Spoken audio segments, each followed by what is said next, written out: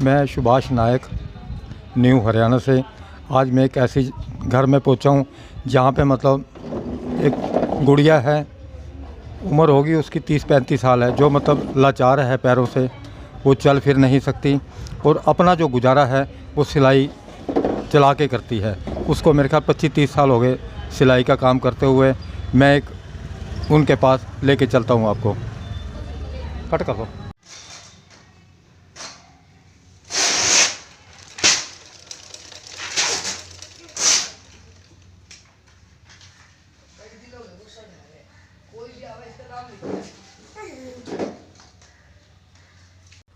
लो जी, हमारे साथ मीनू जी हैं। ये आपको बताएंगे कि जैसे कि किस टाइम मतलब इनके पैरों में ये दिक्कत आई।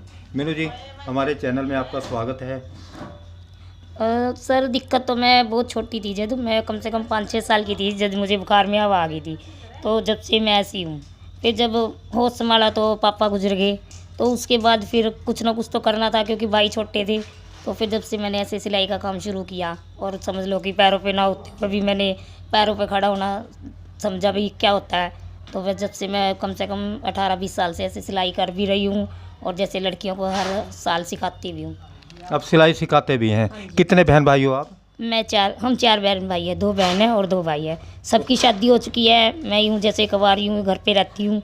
और जैसे मेरे बड़े भाई हैं, उनकी भी वाइफ की डेथ हो गई थी, तो उनके बच्चों को भी मैं जैसे उनकी देखभाल करती हूँ, उनको पढ़ाती हूँ। जैसे उनकी फ़ीस वगैरह हो गई, सब देखभाल मैं ही करती हूँ। उनकी ज़िम्मेवारी समझ लो मेरे पे ही है। तो आप सिलाई कितने टाइम से सिखा रहे हैं? मैं कम से कम सिलाई सिखा रही हूँ सर 16-17 साल से। अच्छा, कितने मतलब आ जाते हैं आपके पास लेडीज़? हर साल आ ही जाती है, 10-15 लड़कियों को सिखाई देती हूँ हर साल। क्योंकि अब जैसे छुट्टियाँ शुरू हो जाएंगी, जब से लेकर दिवाली तक सिखाती हूँ हर साल। तो आप मतलब क्या संदेश देना चाहेंगे? मैं ये भाई जैसे मतलब जैसे आप लातों से लाचार हैं, अब आप सिलाई का काम कर रही हैं, फिर भी आप मतलब अपना गुजारा चल रही है। और 2 आपके बच्चे भतीजे भी हैं छोटे छोटे, क्योंकि उनकी मदर की डेथ हो चुकी है। मैं तो आपको सलूट करता हूं हमारे चैनल की तरफ से।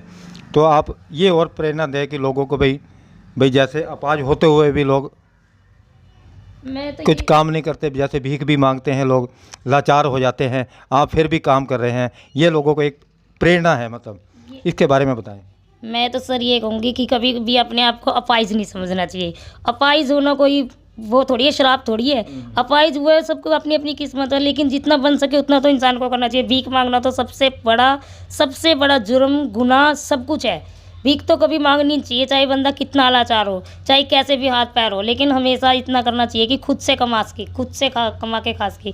अलाचार कभी नहीं मानना चाहिए अपने आप को। मैं नहीं अपने आप को अलाचार मानती। जब तक मैं कर रही हूँ, मैं खा रही हूँ, तो अलाचार किस बात की। इतनी अपने अंदर इतनी हिम्मत जगाए कि आप खुद भी कर सके और दूसरों को भी करके दिखा सके। मैं नहीं अपने आप को अपाहिज मानती। मैं 100 लिखने में तो मैं 100% अपाहिज हूँ, लेकिन फिर भी मैं अपने आप को अपाहिज नहीं मानती कभी भी।